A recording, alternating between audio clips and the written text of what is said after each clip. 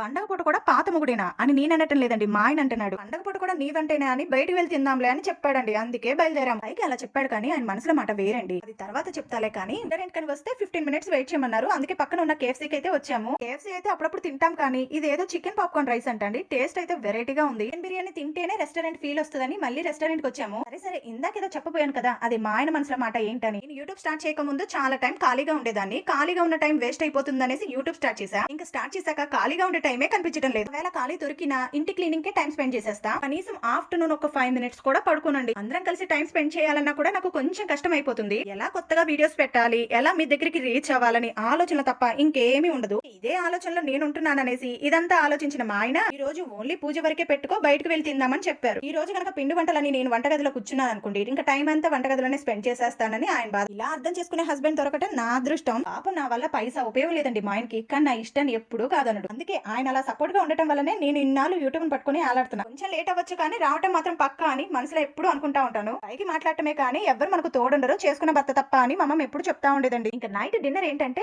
Light గా దోశలు వేసుకుని నిన్న చేసిన టమాటా పచ్చడి వేసుకుని తిన్నాం. వాతావరణం చల్లగానే ఉంది. బిర్యానీ ఎఫెక్టో ఏమో కానీ చల్లగా ఏదైనా తినాలనిపిస్తుంది అనగానే కుల్ఫీ అయితే ఆర్డర్ పెట్టారు.